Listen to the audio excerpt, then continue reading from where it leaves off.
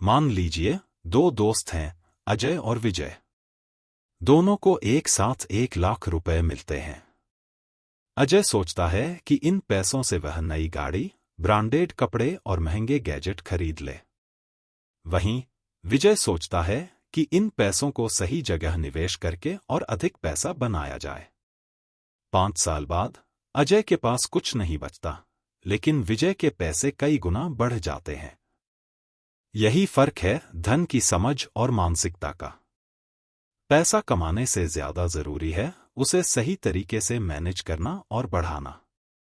इस वीडियो में हम समझेंगे कि धन के प्रति सही दृष्टिकोण कैसे विकसित करें, ताकि आप पैसों को सिर्फ खर्च करने के बजाय उससे पैसा बना सकें। एक पैसे की मानसिकता क्यों महत्वपूर्ण है? आपकी सोच ही तय करती है कि आप अमीर बनेंगे या हमेशा पैसों की कमी महसूस करेंगे। गरीब मानसिकता, पैसा आते ही खर्च करने की आदत, बिना योजना के जीना। अमीर मानसिकता, पैसे को सही जगह लगाना, संपत्ति बनाना, भविष्य की योजना बनाना। एक उदाहरण, वॉरेन बफेट दुनिया के सबसे अमीर व्यक्तियों में से एक हैं। उन्होंने बचपन में ही पैसे की समझ विकसित कर ली थी। 11 साल की उम्र में पहला स्टॉक खरीदा और धीरे धीरे निवेश के जरिए अपनी संपत्ति बढ़ाई। 2. धन के प्रति सही दृष्टिकोण कैसे विकसित करें? पैसे को एक टूल की तरह देखें। पैसा सिर्फ कागज का टुकड़ा नहीं है, बल्कि यह आपके समय, मेहनत और फैसलों का प्रतिबिंब है। इसे एक साधन की तरह देखें जो आपको आर्थिक स्वतंत्रता दिला सकता है। अमीर बनने की सोच विकसित करें। खर्च करने से पहले बचत और निवेश को प्राथमिकता दें। अपने पैसों को काम पर लगाएं, यानी इन्वेस्टमेंट करें और उस पर फोकस करें। खुद को वित्तीय शिक्षा दें। बजटिंग, इन्वेस्टिंग, टैक्स प्लानिंग जैसी चीजें सीखें। फाइनेंशियल बुक्स पढ़ें, जैसे rich dad poor dad, think and grow rich. या फिर आप हमारे चैनल को सब्सक्राइब कर लीजिएगा, क्योंकि हम इन बुक्स की ऑडियो बुक भी अपलोड करने वाले हैं जल्द ही। सही मेंटर या कोच से सीखें। 3. अमीर बनने के लिए सही आदतें। पैसों का सही प्लान बनाएं। अपनी आमदनी और खर्चों को समझें। इन्वेस्टिंग को समझें। पैसा कमाने के नए तरीकों पर ध्यान दें। सही लोगों के साथ रहें। सफल लोगों से सीखें। इंस्टेंट ग्रेटिफिकेशन को कंट्रोल करें। अगर आप पैसे की सही समझ विकसित करना चाहते हैं, तो आज से ही छोटी शुरुआत करें। कमाएं, बचाएं और निवेश करें। आपकी फाइनेंशियल मानसिकता कैसी है? कमेंट में जरूर बताएं। बजटिंग और वित्तीय योजना। आय और व्यय का सही प्रबंधन बेहद जरूरी है। कमलेश हर महीने सैलरी मिलने के बाद कुछ दिनों तक अच्छे होटल में खाना खाता, नए कपड़े खरीदता और दोस्तों के साथ पार्टी करता। लेकिन महीने के आखिरी हफ्ते में उसके पास पैसे खत्म हो जाते और उसे उधार लेना पड़ता। दूसरी ओर उसके दोस्त सुनील के पास हमेशा पैसे होते थे और कुछ सालों बाद उसने खुद का बिजनेस भी शुरू कर लिया। फर्क कहाँ था?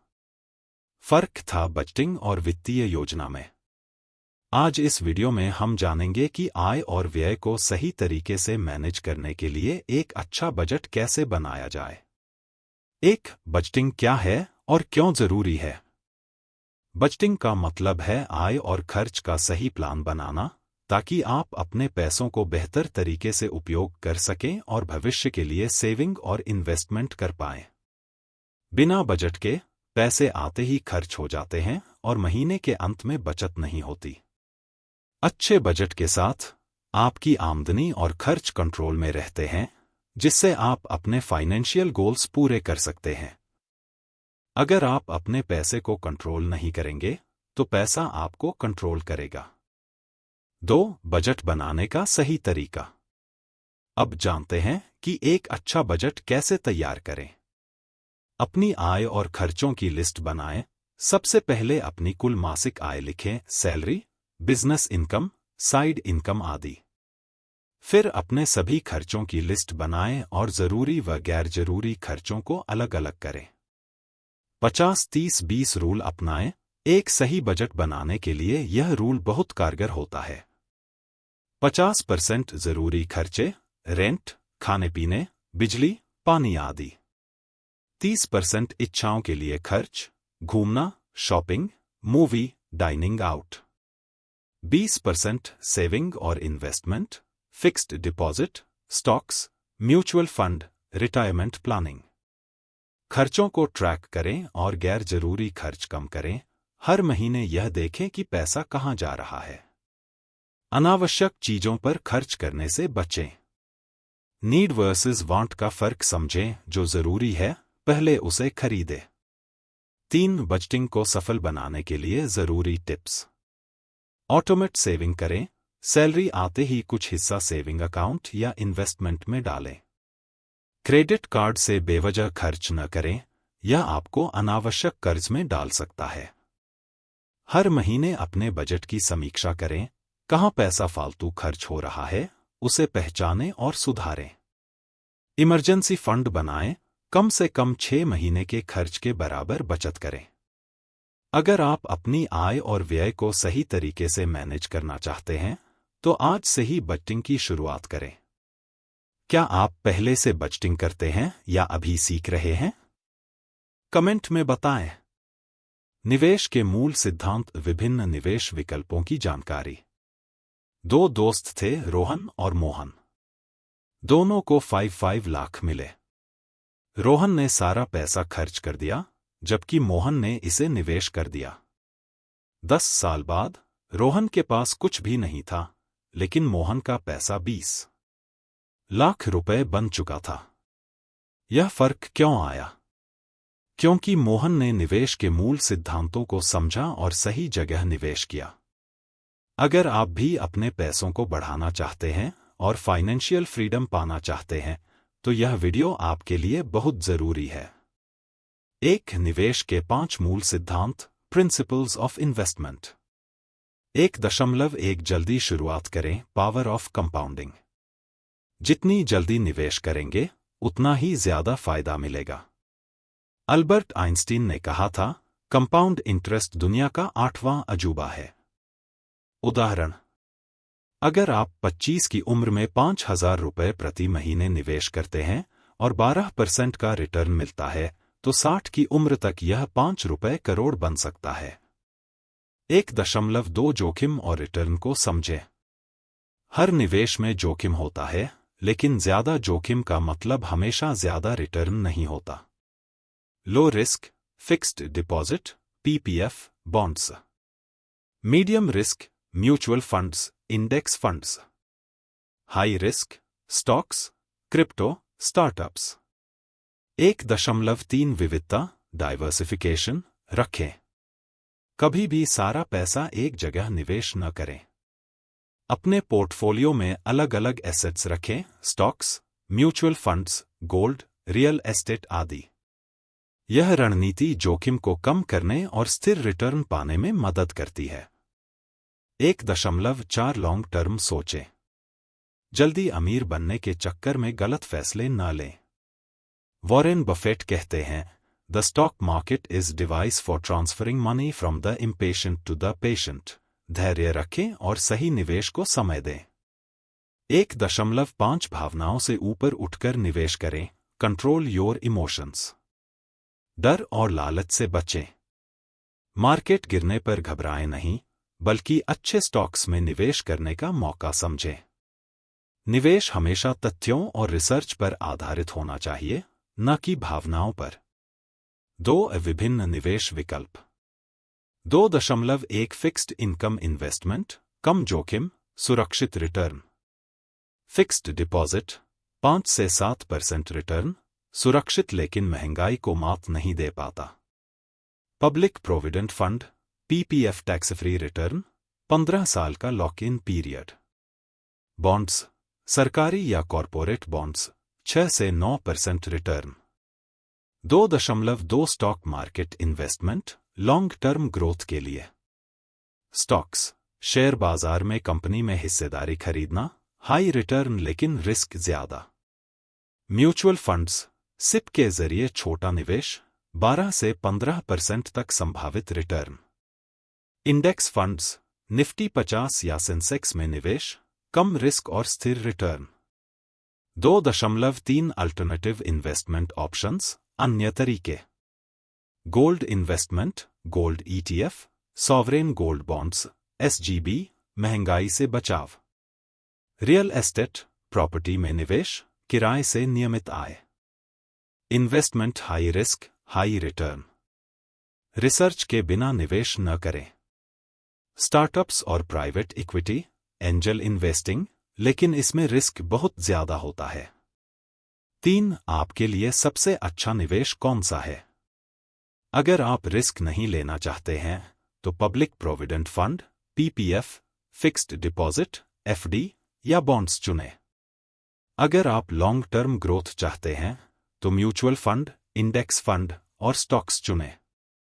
अगर आप थोड़ा रिस्क ले सकते हैं तो स्टॉक्स, गोल्ड और रियल एस्टेट में निवेश करें। अगर आप हाई रिस्क, हाई रिटर्न चाहते हैं तो क्रिप्टो, स्टार्टअप्स और स्मॉल कैप स्टॉक्स का चुनाव करें। ध्यान दें, सही निवेश चुनने से पहले अपने फाइनेंशियल गोल्स, रिस्क क्षमता और समय अवधि को जरूर समझें। अगर आप अमीर बनना चाहते हैं तो निवेश करना शुरू करें, लेकिन सही ज्ञान और रणनीति के साथ। जोखिम प्रबंधन, वित्तीय जोखिमों की पहचान और नियंत्रण। रिस्क किसी भी फाइनेंशियल एक्टिविटी का एक अनिवार्य हिस्सा होता है। अगर हम इसे सही से नहीं संभालते तो यह हमारी पूंजी को नुकसान पहुंचा सकता है। इसलिए रिस्क मैनेजमेंट का उद्देश्य इन संभावित खतरों को कम करना और हमारे वित्तीय निर्णयों को सुरक्षित बनाना होता है। इस वीडियो में हम वित्तीय जोखिमों के प्रकार, उनकी पहचान और उन्हें नियंत्रित करने की रणनीतियों पर विस्तार से चर्चा करेंगे। 1. वित्तीय जोखिम, फाइनेंशियल रिस्क क्या होते हैं? वित्तीय जोखिम का मतलब है किसी व्यक्ति, कंपनी या संस्था के पैसे, कैपिटल पर किसी प्रकार का खतरा। यह कई तरह से आ सकते हैं, जैसे बाजार की अस्थिरता, मार्केट फ्लक्चुएशंस, आर्थिक संकट, economic downturn, credit default, operational failure.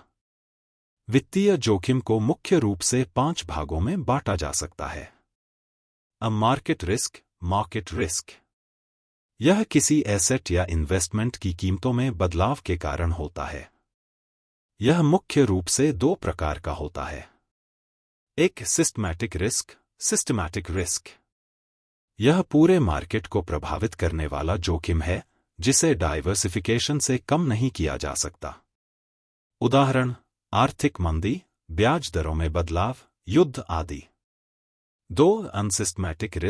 Unsystematic risk, यह किसी विशेष कंपनी या सेक्टर से जुड़ा हुआ जोखिम है जिसे डाइवर्सिफिकेशन से कम किया जा सकता है। कैसे नियंत्रित करें?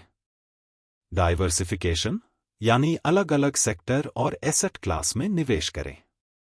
स्टॉप लॉस लगाएं ताकि नुकसान सीमित रहे। हेजिंग तकनीक का इस्तेमाल करें, जैसे ऑप्शंस और फ्यूचर्स।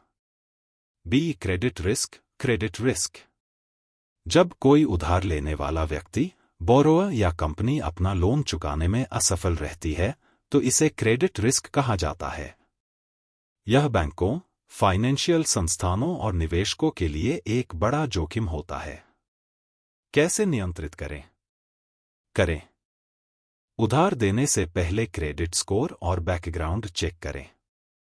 हाई रिस्क बोरोअर्स को कम ब्याज दरों पर लोन देने से बचें। डिफॉल्ट इंश्योरेंस का उपयोग करें। C. लिक्विडिटी रिस्क, जब किसी एसेट को तुरंत कैश में कन्वर्ट करना मुश्किल हो जाता है तो इसे लिक्विडिटी रिस्क कहा जाता है। उदाहरण के लिए, यदि आपके पास बहुत सारी प्रॉपर्टी है लेकिन कैश नहीं है तो यह लिक्विडिटी रिस्क हो सकता है। कैसे नियंत्रित करें? अपने पोर्टफोलियो में कुछ हाई लिक्विड एसेट्स जैसे कैश, गोल्ड और म्यूचुअल फंड रखें। हमेशा एक इमरजेंसी फंड तैयार रखें। T. ऑपरेशनल रिस्क, किसी कंपनी के अंदर होने वाली गलतियों, धोखाधड़ी, फ्रॉड, टेक्नोलॉजी फेलियर या मैनेजमेंट की गलतियों के कारण होने वाला रिस्क ऑपरेशनल रिस्क कहलाता है। कैसे नियंत्रित करें? मजबूत इंटरनल कंट्रोल और ऑडिट सिस्टम रखें। साइबर सिक्योरिटी को मजबूत करें। कर्मचारियों को सही प्रशिक्षण, ट्रेनिंग दें। Inflation risk. जब महंगाई बढ़ती है और आपकी इनकम या निवेश की वैल्यू घट जाती है, तो यह इन्फ्लेशन रिस्क कहलाता है। कैसे नियंत्रित करें? महंगाई को मात देने वाले एसेट्स में निवेश करें, जैसे गोल्ड, इक्विटी, रियल एस्टेट आदि। डाइवर्सिफाइड इन्वेस्टमेंट स्ट्रेटेजी अपनाएं। दो जोखिम की पहचान कैसे करें? जोखिम को समझने के लिए कुछ प्रमुख स्टेप्स अपनाए जा सकते हैं। वित्तीय डेटा और ट्रेंड का विश्लेषण, डेटा एनालिसिस। पिछले कुछ वर्षों के डेटा को देखें कि मार्केट कैसे मूव कर रहा है। सेक्टर और इंडस्ट्री का गहराई से विश्लेषण करें। जोखिम संकेत, रिस्क इंडिकेटर्स की पहचान करें। किसी कंपनी का डेब्ट to equity ratio, PE ratio और अन्य वित्तीय मैट्रिक्स देखें। सरकार की पॉलिसी, ब्याज दरों और महंगाई के रुझान को ट्रैक करें। Sensitivity analysis. यह देखने के लिए कि किसी खास घटना, जैसे ब्याज दर में वृद्धि या मंदी का आपके इन्वेस्टमेंट पर क्या प्रभाव होगा। 3. जोखिम को नियंत्रित करने की रणनीतियां, रिस्क कंट्रोल स्ट्रेटेजी। अब हम कुछ प्रभावी रणनीतियां देखेंगे जो फाइनेंशियल रिस्क को कम करने में मदद कर सकती हैं। डाइवर्सिफिकेशन। एक ही एसेट क्लास पर निर्भर रहने के बजाय अपने पैसे को stocks, mutual funds, gold, real estate और बॉन्ड्स में फैलाएं। स्टॉप लॉस और position sizing. Stop loss set करें ताकि नुकसान ज्यादा न हो। सही पोजीशन साइजिंग अपनाएं ताकि एक गलत ट्रेड आपका पूरा पैसा न खत्म कर दे। हेजिंग। डेरिवेटिव्स, ऑप्शंस और फ्यूचर्स का उपयोग करके रिस्क को कवर करें। गोल्ड और बॉन्ड्स को पोर्टफोलियो में शामिल करें। फाइनेंशियल प्लानिंग और इमरजेंसी फंड। 6 से 12 महीनों का इमरजेंसी फंड रखें, सही फाइनेंशियल गोल्स सेट करें और लॉन्ग टर्म प्लानिंग करें। जोखिम प्रबंधन सिर्फ एक रणनीति नहीं, बल्कि एक आदत होनी चाहिए। सही प्लानिंग और अनुशासन के साथ आप अपने फाइनेंशियल रिस्क को काफी हद तक कंट्रोल कर सकते हैं। अगर आप स्टॉक मार्केट में निवेशक हैं, तो डाइवर्सिफिकेशन, स्टॉप लॉस और ट्रेंड फॉलोइंग जैसी तकनीकों का उपयोग करें। वहीं अगर आप एक बिजनेसमैन हैं, तो ऑपरेशनल रिस्क और क्रेडिट रिस्क पर ध्यान दें। रिस्क को खत्म नहीं किया जा सकता, लेकिन सही रणनीति से इसे मैनेज जरूर किया जा सकता है। पैसिव इनकम के स्रोत। अगर आप सोते समय भी पैसा नहीं कमा रहे हैं, तो आपको मरते दम तक काम करना पड़ेगा। Warren Buffett. आज की भागदौड़ भरी जिंदगी में सिर्फ एक आमदनी, एक्टिव इनकम के भरोसे रहना जोखिम भरा हो सकता है। इसलिए पैसिव इनकम का होना बहुत जरूरी है। यह एक ऐसा इनकम सोर्स होता है जहां आपको बार बार मेहनत करने की जरूरत नहीं पड़ती और पैसे खुद ब खुद बिना काम किए भी आते रहते हैं। इसमें आपको एक बार मेहनत करनी होती है और उसके बाद वह लगातार इनकम जनरेट करती रहती है। उदाहरण, आपने एक रेंटल प्रॉपर्टी खरीदी, अब वह हर महीने आपको किराए के रूप में इनकम देती रहेगी। आपने YouTube चैनल बनाया या कोई डिजिटल प्रोडक्ट बेचा, जिससे आपको बार बार रेवेन्यू मिलता रहेगा। पैसिव इनकम के फायदे। एक, आर्थिक सुरक्षा। अगर एक इनकम सोर्स बंद हो जाए, तो दूसरा आपके खर्चों को संभाल सकता है। 2, वेल्थ बिल्डिंग। सही निवेश से आपका पैसा तेजी से ग्रो करता है। 3, फाइनेंशियल फ्रीडम। जब आपकी पैसिव इनकम आपके खर्चों से ज्यादा हो जाती है, तो आपको काम करने की जरूरत नहीं पड़ती। 4, रिटायरमेंट प्लानिंग। बुढ़ापे में भी बिना काम किए पैसे आते रहते हैं। पैसिव इनकम के प्रमुख स्रोत। अब आइए कुछ बेहतरीन पैसिव इनकम के सोर्सेस के बारे में जानते हैं। निवेश आधारित पैसिव इनकम स्रोत। एक स्टॉक्स से डिविडेंड इनकम। जब आप किसी कंपनी के डिविडेंड स्टॉक्स खरीदते हैं तो कंपनी अपने प्रॉफिट का एक हिस्सा आपको देती रहती है। उदाहरण TCS, HDFC बैंक आदि कंपनियां अच्छा डिविडेंड देती हैं। कैसे शुरू करें? एक डिविडेंड ग्रोथ फंड में निवेश करें या हाई डिविडेंड यील्ड स्टॉक्स खरीदें। 2. म्यूचुअल फंड्स और इंडेक्स फंड्स। आप सिप सिस्टमैटिक इन्वेस्टमेंट प्लान के जरिए लॉन्ग टर्म में वेल्थ बना सकते हैं। उदाहरण इंडेक्स फंड्स जैसे निफ्टी 50 इंडेक्स फंड को खरीदकर आप बिना ज्यादा मेहनत किए अच्छी ग्रोथ पा सकते हैं। 3. बॉन्ड्स और FDs से ब्याज income. Government bonds, corporate bonds और बैंक FDs से आपको स्थिर ब्याज इनकम मिल सकती है। फिक्स्ड डिपॉजिट्स पैसिव इनकम का अच्छा जरिया है। पब्लिक प्रोविडेंट फंड और RBI बॉन्ड्स भी एक सेफ ऑप्शन है। B. डिजिटल एसेट से passive income. 1. YouTube, sponsorship, affiliate marketing और कोर्स बेचकर। 2. ब्लॉगिंग और एफिलिएट मार्केटिंग। अगर आप लिखने में अच्छे हैं तो एक ब्लॉग शुरू कर सकते हैं और उसमें एक नीश चुनें, जैसे फाइनेंस, हेल्थ, टेक्नोलॉजी आदि। 3. एक वेबसाइट बनाएं और रेगुलर ब्लॉग लिखें। 4. Amazon बिजनेस से income. 7. Real estate investments.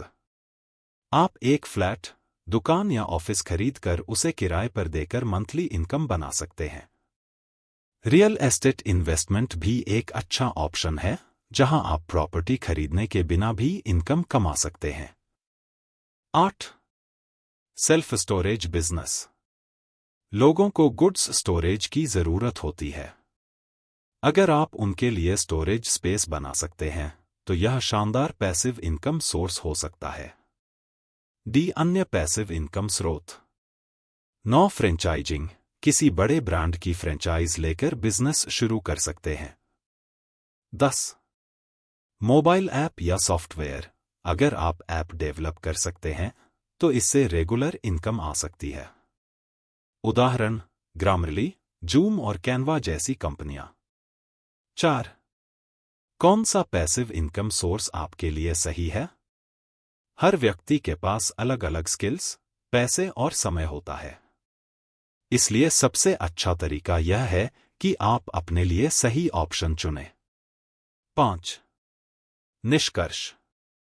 Passive income financial freedom की ओर पहला कदम है। अगर आप सही तरीके से निवेश करते हैं और अलग अलग पैसिव इनकम सोर्स अपनाते हैं तो कुछ सालों में ही आप आर्थिक रूप से स्वतंत्र हो सकते हैं। Action plan. 1. सबसे पहले अपना फाइनेंशियल गोल तय करें। 2. अपने स्किल्स और बजट के हिसाब से पैसिव इनकम सोर्स चुनें।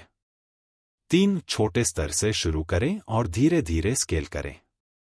4. एक से ज्यादा इनकम सोर्स डिवेलप करें। आज जो बीज बोएंगे वही कल पेड़ बनेगा, इसलिए आज से ही पैसिव इनकम पर काम शुरू करें। आपको यह 5 सवालों के जवाब स्पष्ट रूप से पता होने चाहिए। 1. आपका उद्देश्य क्या है? बिजनेस का मकसद सिर्फ पैसा कमाना है या किसी समस्या का समाधान करना? 2. कौन से प्रोडक्ट सर्विसेज बेचेंगे? क्या आप कोई इनोवेटिव प्रोडक्ट बनाएंगे या किसी मौजूदा मार्केट में प्रवेश करेंगे? 3. आपका टारगेट मार्केट कौन है? कौन से ग्राहक आपके प्रोडक्ट्स को खरीदेंगे? 4. बिजनेस के लिए कितना इन्वेस्टमेंट है? आपके पास कितनी पूंजी है और क्या आपको फंडिंग की जरूरत पड़ेगी? 5. आपका बिजनेस मॉडल क्या होगा? कैसे पैसा कमाएंगे, ऑनलाइन, ऑफलाइन, सब्सक्रिप्शन बेस्ड आदि? अगर इन सवालों के जवाब आपके पास हैं तो आप सही दिशा में हैं। अब हम स्टेप बाय स्टेप देखेंगे कि बिजनेस कैसे शुरू करें। 2 व्यवसाय शुरू करने के 7 मुख्य स्टेप्स। सही बिजनेस आइडिया चुनें। सबसे पहले आपको एक ऐसा बिजनेस आइडिया चुनना होगा जो आपकी रुचि से मेल खाता हो, मार्केट में डिमांड में हो, स्केलेबल हो यानी भविष्य में बढ़ाया जा सके, कुछ बेहतरीन बिजनेस आइडियाज। कम इन्वेस्टमेंट वाले business, drop shipping, digital marketing, freelancing, online courses. Local service business, food delivery, tiffin service, home bakery. B, market research करें। कोई भी बिजनेस शुरू करने से पहले यह समझना जरूरी है कि आपका प्रोडक्ट सर्विस बाजार में कितनी डिमांड में है। आपके प्रतिस्पर्धी, कॉम्पेटिटर्स, कौन हैं? ग्राहकों की समस्याओं को समझें और उनका समाधान ढूंढें। सर्वे और फीडबैक लें। सी, बिजनेस प्लान बनाएं। एक मजबूत बिजनेस प्लान बनाना जरूरी है जिसमें शामिल हो बिजनेस मॉडल, प्रोडक्ट बेचेंगे, सर्विस देंगे या सब्सक्रिप्शन मॉडल अपनाएंगे। मार्केटिंग प्लान, अपने ग्राहकों तक कैसे पहुंचेंगे, सोशल मीडिया, ऑफलाइन प्रमोशन आदि। फाइनेंशियल प्लान, बिजनेस के लिए पैसा कहां से आएगा और कितना खर्च होगा। ग्रोथ स्ट्रेटेजी, बिजनेस को आगे कैसे बढ़ाएंगे। डी, बिजनेस के लिए फंडिंग जुटाएं। अगर आपका बिजनेस बड़े स्तर पर है तो आपको फंडिंग की जरूरत पड़ सकती है। फंडिंग के सोर्स। सेल्फ फंडिंग, खुद की सेविंग्स का उपयोग करें। बैंक लोन, बिजनेस लोन लें। इन्वेस्टर, एंजल इन्वेस्टर्स या वेंचर कैपिटलिस्ट से संपर्क करें। क्राउड फंडिंग, ऑनलाइन प्लेटफॉर्म जैसे किकस्टार्टर, गोफंडमी का उपयोग करें। ई, बिजनेस रजिस्ट्रेशन और लाइसेंस लें। कानूनी रूप से सही तरीके से बिजनेस चलाने के लिए अपने बिजनेस का रजिस्ट्रेशन कराएं, प्राइवेट लिमिटेड, जीएसटी रजिस्ट्रेशन आदि। टैक्स की जानकारी रखें।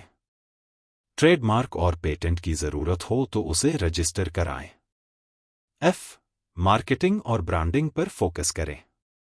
मार्केटिंग के बिना कोई भी बिजनेस सफल नहीं हो सकता, इसलिए एक मजबूत मार्केटिंग प्लान बनाएं। Social media marketing, Facebook, Instagram, LinkedIn आदि का सही उपयोग करें। ग्राहक फीडबैक लें, ग्राहकों से रिव्यू और सुझाव लेकर अपने प्रोडक्ट्स सर्विसेज को बेहतर बनाएं। ग्रोथ के लिए इनोवेशन और टेक्नोलॉजी का इस्तेमाल करें, अपने बिजनेस को अपग्रेड करते रहें। 3, बिजनेस शुरू करने में आने वाली चुनौतियां और समाधान।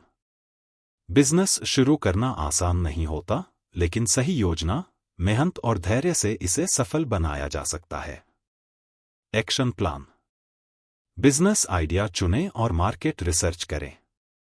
बिजनेस प्लान बनाएं और सही फंडिंग का इंतजाम करें। मार्केटिंग पर ध्यान दें और सोशल मीडिया का इस्तेमाल करें।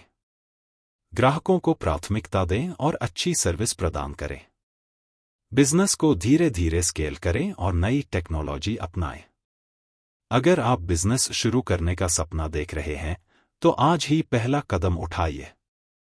हर बड़ा बिजनेस एक छोटे से आइडिया से शुरू होता है, लेकिन उसे बड़ा बनाना आपकी मेहनत और रणनीति पर निर्भर करता है।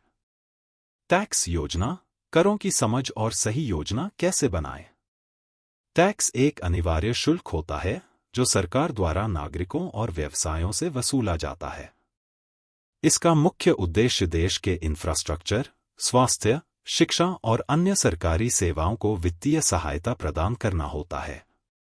टैक्स योजना का मतलब है टैक्स कानूनों को समझकर इस तरह से अपनी आमदनी, खर्च और निवेश का प्रबंधन करना कि टैक्स का भुगतान कानूनी रूप से कम हो और अधिक बचत हो। 1, करों की समझ, अंडरस्टैंडिंग टैक्सेस। भारत में कर मुख्य रूप से 2 प्रकार के होते हैं। Direct tax, direct tax. ये वे कर होते हैं जो व्यक्ति या संस्था सीधे सरकार को भुगतान करती है। एक आयकर, इनकम टैक्स व्यक्तियों और कंपनियों द्वारा अर्जित आय पर लागू होता है। 2, कॉर्पोरेट टैक्स, कॉर्पोरेट टैक्स कंपनियों की कमाई पर लगाया जाता है। 3, capital gain tax, capital gains tax किसी संपत्ति, शेयर, म्यूचुअल फंड आदि को बेचने पर अर्जित लाभ पर टैक्स।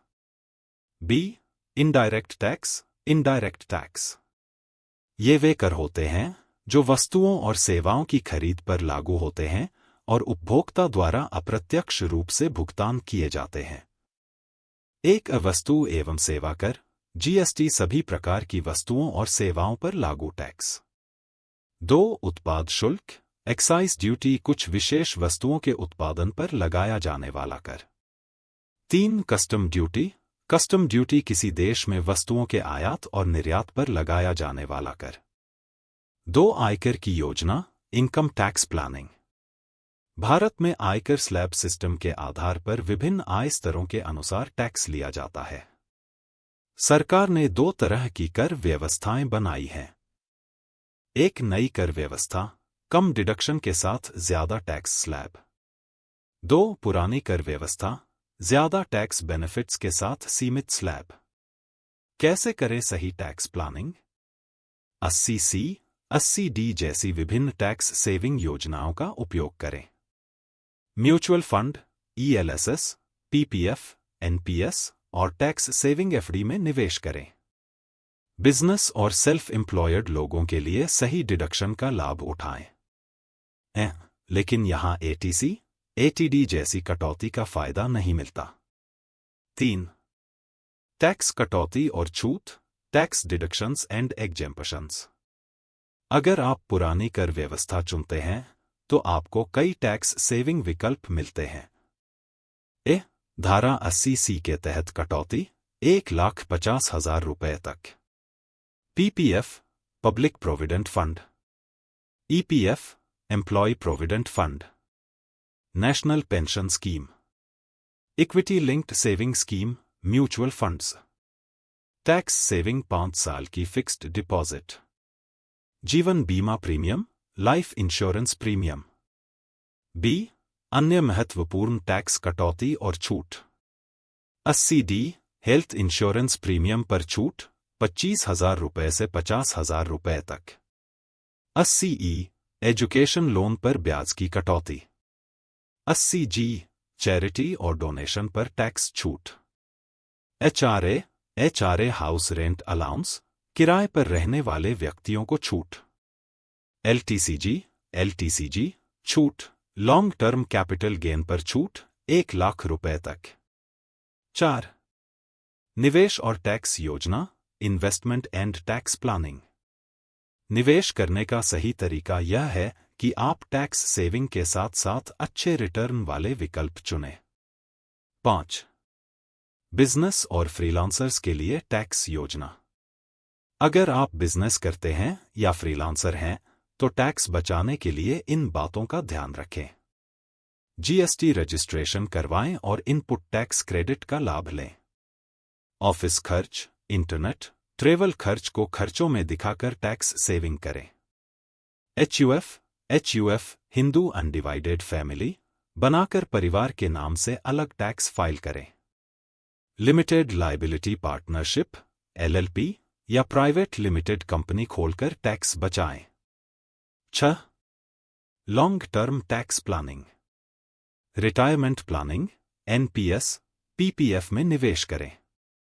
संपत्ति योजना, एस्टेट प्लानिंग अपने परिवार के लिए वसीयत, विल बनवाएं। कंपनी खोलने का विचार करें, बिजनेस टैक्स सेविंग का एक अच्छा तरीका हो सकता है। 7. Smart tax saving tips. पुरानी और नई टैक्स व्यवस्था की तुलना करें और सही विकल्प चुनें। वर्ष के अंत में नहीं, बल्कि साल भर पहले से ही टैक्स प्लानिंग करें। हर साल अपनी आय और टैक्स देनदारी की समीक्षा करें। निवेश के साथ साथ टैक्स बचत को ध्यान में रखें। निष्कर्ष: टैक्स योजना एक स्मार्ट तरीका है जिससे आप अपनी टैक्स देनदारी को कम कर सकते हैं और अधिक बचत कर सकते हैं। सही टैक्स योजना न केवल आपको वित्तीय रूप से मजबूत बनाएगी, बल्कि आपको लॉन्ग टर्म संपत्ति बनाने में भी मदद करेगी। वित्तीय शिक्षा का महत्व। आर्थिक साक्षरता की भूमिका। वित्तीय शिक्षा, फाइनेंशियल एजुकेशन, का अर्थ है धन, निवेश, खर्च, बचत और टैक्स को सही तरीके के जीवन में महत्वपूर्ण भूमिका निभाती है, क्योंकि यह हमें बेहतर आर्थिक निर्णय लेने, वित्तीय जोखिमों को समझने और दीर्घकालिक संपत्ति, वेल्थ, बनाने में मदद करती है। आज के समय में, जहां महंगाई बढ़ रही है, कर्ज लेना और निवेश के अवसर बढ़ रहे हैं, वहां वित्तीय शिक्षा अत्यधिक आवश्यक हो गई है। बिना वित्तीय ज्ञान के व्यक्ति गलत आर्थिक निर्णय ले सकता है, जिससे उसे दीर्घकालिक वित्तीय समस्याओं का सामना करना पड़ सकता है। एक अवित्तीय शिक्षा क्या है? वित्तीय शिक्षा का अर्थ है अपने पैसे को समझदारी से प्रबंधित करना, जिसमें शामिल है बजटिंग, आय और खर्च को संतुलित करना, बचत, भविष्य के लिए धन संचित करना, निवेश, धन को सही जगह लगाकर उसे बढ़ाना, ऋण प्रबंधन, डेब्ट मैनेजमेंट, कर्ज लेने और उसे सही तरीके से चुकाने की योजना बनाना, कर योजना, टैक्स प्लानिंग, कानूनी रूप से टैक्स बचाने के उपाय अपनाना, रिटायरमेंट प्लानिंग, भविष्य के लिए धन की योजना बनाना। यह सभी पहलू मिलकर एक व्यक्ति को आर्थिक रूप से आत्मनिर्भर और सुरक्षित बनाते हैं। 2. वित्तीय शिक्षा क्यों आवश्यक है? गलत आर्थिक निर्णयों से बचने के लिए। कई लोग बिना सोचे समझे कर्ज लेते हैं और फिर उसे चुकाने में कठिनाई का सामना करते हैं। जल्दी अमीर बनने की स्कीमों में पैसा लगाते हैं और धोखाधड़ी का शिकार हो जाते हैं। क्रेडिट कार्ड का गलत उपयोग करके भारी ब्याज दरों में फंस जाते हैं। बी. वित्तीय स्वतंत्रता, फाइनेंशियल फ्रीडम प्राप्त करने के लिए। अगर सही समय पर निवेश किया जाए तो व्यक्ति जल्दी आर्थिक स्वतंत्रता हासिल कर सकता है। पैसिव इनकम के स्रोत तैयार करके जीवन को अधिक सुरक्षित बनाया जा सकता है। सी. रिटायरमेंट प्लानिंग के लिए। यदि व्यक्ति को वित्तीय शिक्षा नहीं होगी तो वह अपने रिटायरमेंट के लिए पर्याप्त धन नहीं बचा पाएगा। सही रणनीति से पीपीएफ, एनपीएस और म्यूचुअल फंड्स में निवेश करके भविष्य सुरक्षित किया जा सकता है। डी. महंगाई, इन्फ्लेशन को मात देने के लिए। महंगाई की वजह से पैसे की क्रय शक्ति, परचेसिंग पावर कम होती जाती है। यदि हम अपने धन को सिर्फ बचाते रहेंगे और निवेश नहीं करेंगे तो हमारा पैसा धीरे धीरे कम होता जाएगा। सही निवेश से महंगाई को हराया जा सकता है और धन की वास्तविक कीमत बनी रहती है। 3. आर्थिक साक्षरता की भूमिका, रोल ऑफ फाइनेंशियल लिटरेसी। आर्थिक साक्षरता व्यक्ति, परिवार और समाज के विकास के लिए आवश्यक है। व्यक्तिगत स्तर पर आर्थिक साक्षरता की भूमिका। सही बजटिंग और खर्चों का प्रबंधन करने में मदद मिलती है। निवेश के सही विकल्पों जैसे mutual funds, stocks, PPF, fixed deposit को समझने में सहायता मिलती है। के जीवन में महत्वपूर्ण भूमिका निभाती है क्योंकि यह हमें बेहतर आर्थिक निर्णय लेने, वित्तीय जोखिमों को समझने और दीर्घकालिक संपत्ति, वेल्थ बनाने में मदद करती है। आज के समय में जहां महंगाई बढ़ रही है, कर्ज लेना और निवेश के अवसर बढ़ रहे हैं, वहां वित्तीय शिक्षा अत्यधिक आवश्यक हो गई है। बिना वित्तीय ज्ञान के व्यक्ति गलत आर्थिक निर्णय ले सकता है, जिससे उसे दीर्घकालिक वित्तीय समस्याओं का सामना करना पड़ सकता है। एक अवित्तीय शिक्षा क्या है? वित्तीय शिक्षा का अर्थ है अपने पैसे को समझदारी से प्रबंधित करना, जिसमें शामिल है बजटिंग, आय और खर्च को संतुलित करना, बचत, भविष्य के लिए धन संचित करना, निवेश, धन को सही जगह लगाकर उसे बढ़ाना, ऋण प्रबंधन, डेब्ट मैनेजमेंट, कर्ज लेने और उसे सही तरीके से चुकाने की योजना बनाना, कर योजना, टैक्स प्लानिंग, कानूनी रूप से टैक्स बचाने के उपाय अपनाना, रिटायरमेंट प्लानिंग, भविष्य के लिए धन की योजना बनाना। यह सभी पहलू मिलकर एक व्यक्ति को आर्थिक रूप से आत्मनिर्भर और सुरक्षित बनाते हैं। 2. वित्तीय शिक्षा क्यों आवश्यक है? गलत आर्थिक निर्णयों से बचने के लिए। कई लोग बिना सोचे समझे कर्ज लेते हैं और फिर उसे चुकाने में कठिनाई का सामना करते हैं। जल्दी अमीर बनने की स्कीमों में पैसा लगाते हैं और धोखाधड़ी का शिकार हो जाते हैं। क्रेडिट कार्ड का गलत उपयोग करके भारी ब्याज दरों में फंस जाते हैं। बी. वित्तीय स्वतंत्रता, फाइनेंशियल फ्रीडम प्राप्त करने के लिए। अगर सही समय पर निवेश किया जाए तो व्यक्ति जल्दी आर्थिक स्वतंत्रता हासिल कर सकता है। पैसिव इनकम के स्रोत तैयार करके जीवन को अधिक सुरक्षित बनाया जा सकता है। सी, रिटायरमेंट प्लानिंग के लिए। यदि व्यक्ति को वित्तीय शिक्षा नहीं होगी तो वह अपने रिटायरमेंट के लिए पर्याप्त धन नहीं बचा पाएगा। सही रणनीति से पीपीएफ, एनपीएस और म्यूचुअल फंड्स में निवेश करके भविष्य सुरक्षित किया जा सकता है। डी, महंगाई, इन्फ्लेशन को मात देने के लिए। महंगाई की वजह से पैसे की क्रय शक्ति, परचेसिंग पावर कम होती जाती है। यदि हम अपने धन को सिर्फ बचाते रहेंगे और निवेश नहीं करेंगे तो हमारा पैसा धीरे धीरे कम होता जाएगा। सही निवेश से महंगाई को हराया जा सकता है और धन की वास्तविक कीमत बनी रहती है। 3, आर्थिक साक्षरता की भूमिका, रोल ऑफ फाइनेंशियल लिटरेसी। आर्थिक साक्षरता व्यक्ति, परिवार और समाज के विकास के लिए आवश्यक है। व्यक्तिगत स्तर पर आर्थिक साक्षरता की भूमिका। सही बजटिंग और खर्चों का प्रबंधन करने में मदद मिलती है। निवेश के सही विकल्पों जैसे mutual funds, stocks, PPF, fixed deposit को समझने में सहायता मिलती है। लोन और क्रेडिट कार्ड को सही तरीके से मैनेज करने का ज्ञान मिलता है। फाइनेंशियल गोल सेट करने और उन्हें प्राप्त करने में मदद मिलती है। बी, परिवार के स्तर पर आर्थिक साक्षरता की भूमिका। माता पिता बच्चों को पैसे का सही उपयोग सिखा सकते हैं। परिवार में खर्चों और बचत का सही संतुलन बना सकते हैं। आपातकालीन फंड, इमरजेंसी फंड बनाकर अनिश्चितताओं से बच सकते हैं। सी, समाज और देश के स्तर पर आर्थिक साक्षरता की भूमिका। जब समाज आर्थिक रूप से साक्षर होगा तो लोग ज्यादा निवेश करेंगे और देश की अर्थव्यवस्था मजबूत होगी। अधिक लोग अपनी फाइनेंशियल प्लानिंग करके गरीबी से बाहर निकल सकते हैं। देश में फाइनेंशियल फ्रॉड, धोखाधड़ी और कर्ज लेने की समस्या कम होगी। गलत आर्थिक निर्णयों के परिणाम।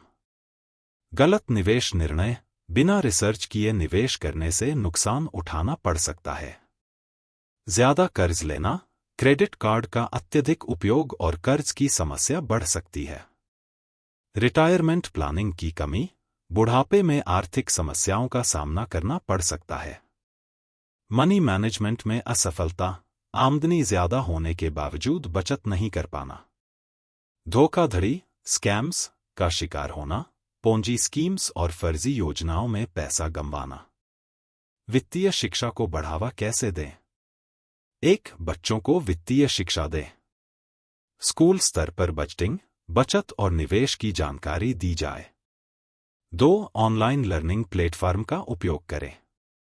इंटरनेट पर फाइनेंस से जुड़े कोर्स और ब्लॉग्स पढ़ें। 3, अच्छे यूट्यूब चैनल और ब्लॉग्स से सीखें। 4, वित्तीय सलाहकार, फाइनेंशियल एडवाइजर से सलाह लें। यदि आपको निवेश और टैक्स प्लानिंग की समझ नहीं है तो विशेषज्ञ से मार्गदर्शन लें। निष्कर्ष। वित्तीय शिक्षा किसी भी व्यक्ति की सफलता और स्वतंत्रता के लिए अत्यंत आवश्यक है। सही वित्तीय ज्ञान के बिना व्यक्ति अपना पैसा सही तरीके से नहीं संभाल सकता, निवेश नहीं कर सकता और भविष्य में आर्थिक रूप से सुरक्षित नहीं रह सकता। आज की दुनिया में, जहां आर्थिक स्थिरता, इकोनॉमिक अनसर्टेनिटी बनी रहती है, वहां हर व्यक्ति को वित्तीय साक्षरता को प्राथमिकता देनी चाहिए। सही वित्तीय ज्ञान के साथ हम बेहतर निर्णय ले सकते हैं, धन बढ़ा सकते हैं और एक सुरक्षित भविष्य की ओर बढ़ सकते हैं। तो दोस्तों, आज आपने जाना कि वित्तीय शिक्षा क्यों जरूरी है और यह कैसे आपके जीवन को आर्थिक रूप से मजबूत बना सकती है। अगर आप बजटिंग, बचत, निवेश और टैक्स प्लानिंग को सही तरीके से अपनाते हैं तो आप पैसे से पैसा कमाने की कला सीख सकते हैं और फाइनेंशियल फ्रीडम हासिल कर सकते हैं। याद रखें, पैसा कमाना एक स्किल है, लेकिन पैसे से पैसा बनाना एक आर्ट है। अगर आपको यह वीडियो पसंद आई हो तो लाइक करें, शेयर करें और कमेंट में बताएं कि आपकी सबसे बड़ी फाइनेंशियल सीख क्या रही। और हाँ, ऐसे ही स्मार्ट फाइनेंशियल टिप्स सीखने के लिए चैनल को सब्सक्राइब करना ना भूलें। मिलते हैं अगले वीडियो में। तब तक के लिए समझदारी से निवेश करें और पैसे से पैसा कमाना सीखें।